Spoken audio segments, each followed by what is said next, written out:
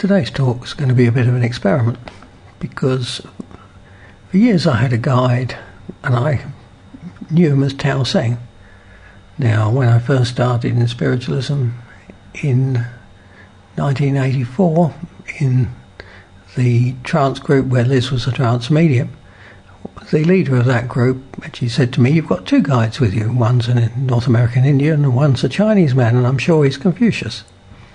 Now, I've never agreed with having a famous guide, so I wouldn't accept it was Confucius.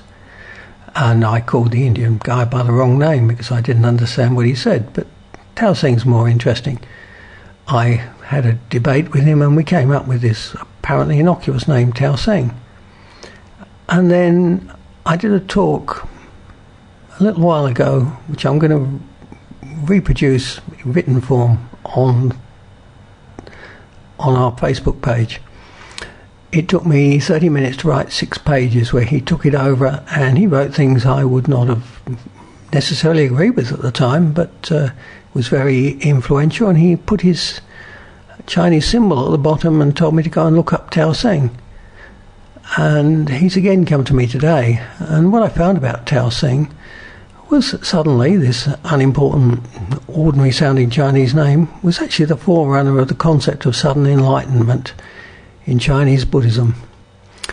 And in China, as opposed to Indian Buddhism, China, Tao Seng came up with the concept. It was believed anyone could become enlightened, even in his earthly life, in a single moment, rather than Indian Buddhism, which was a very long and arduous journey.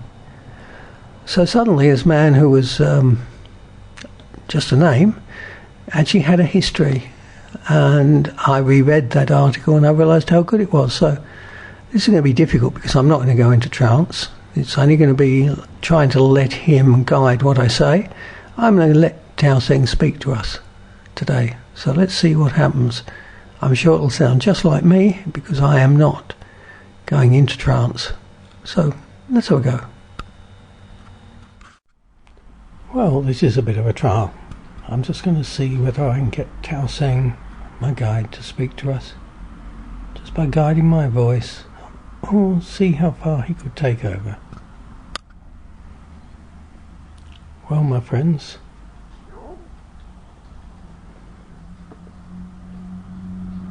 I'm going to see whether this works.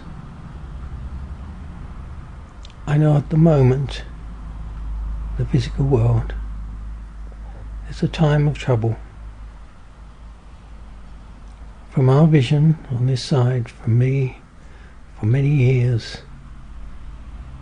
leaving your earth, your world is always full of trouble. Do you think God makes this problem? Do you think this is part of God's plan?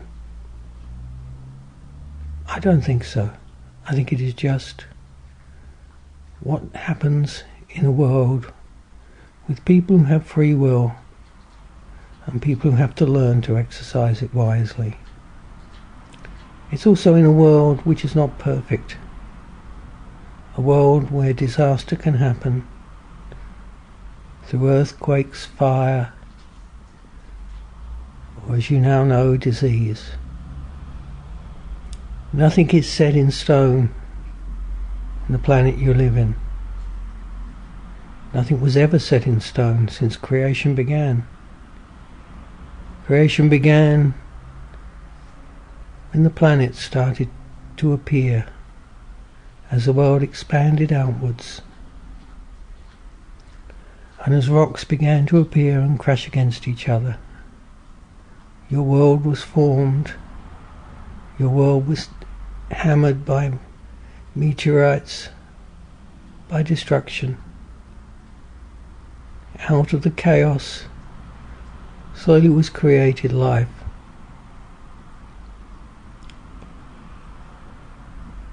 God was busy.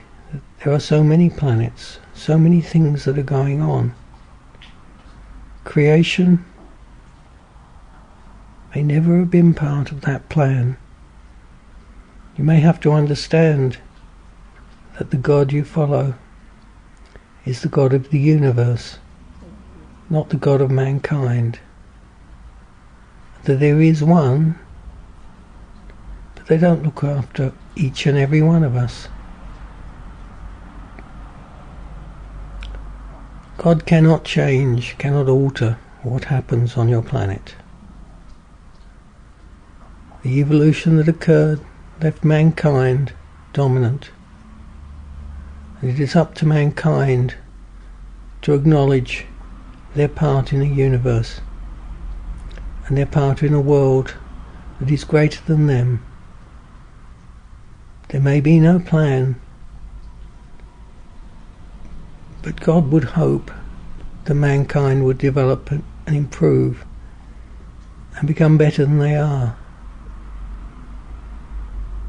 It is a long hope because it relies on people learning to live together, learning to work together, learning not to try and dominate, but to work in harmony and love. There is nothing God can do to change the vibrations you live with. That has become mankind's part. In being created, mankind took on the energy of spirit.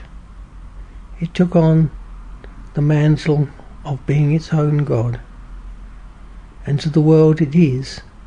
It has the ability to destroy the world or make it a better place.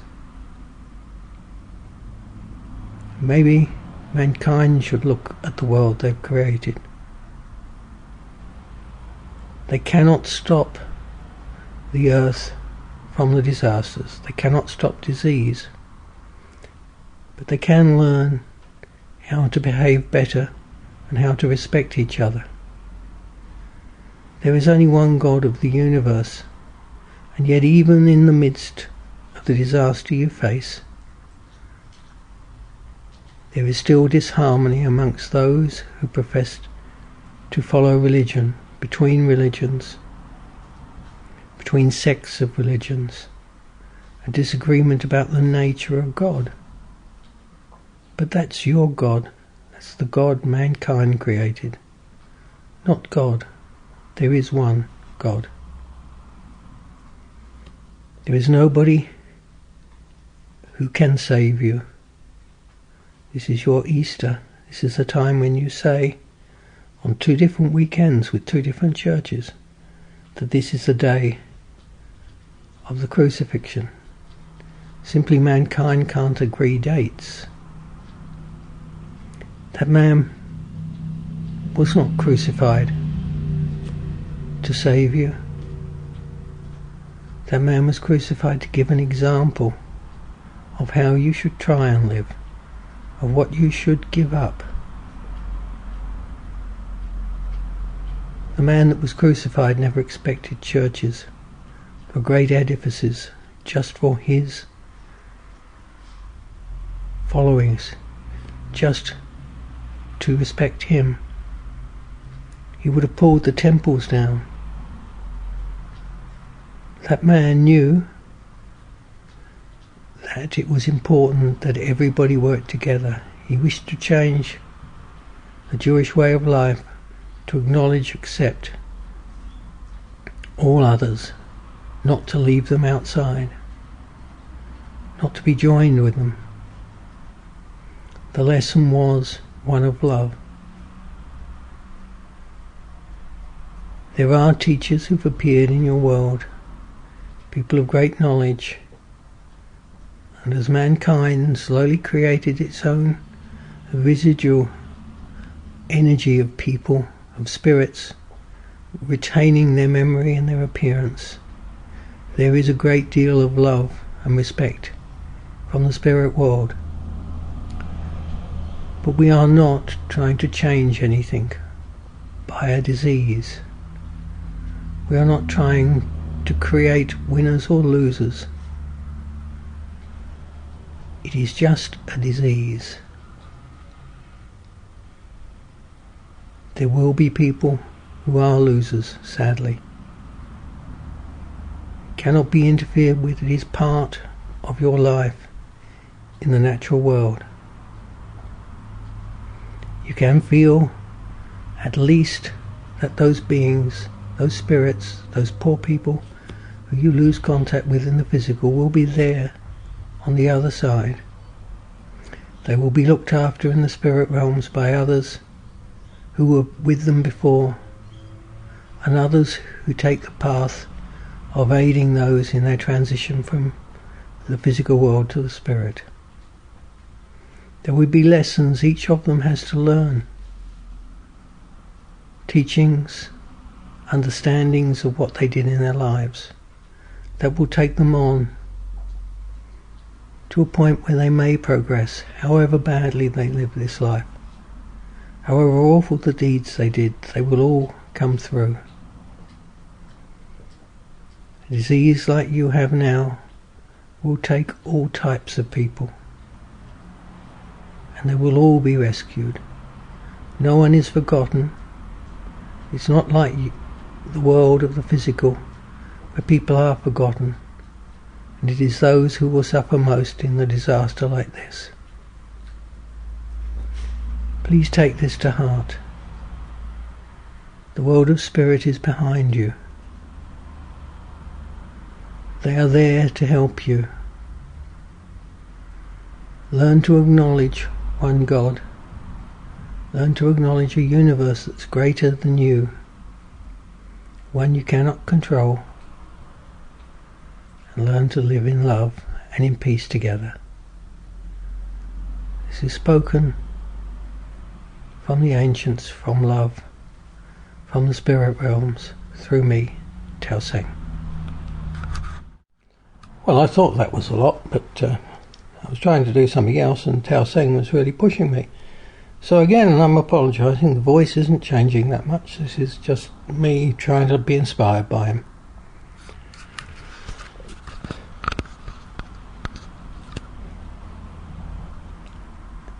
I have had to wait to speak to you again, longer than I intended. I wish to speak to you about the nature of God. Except, I was a Buddhist in life,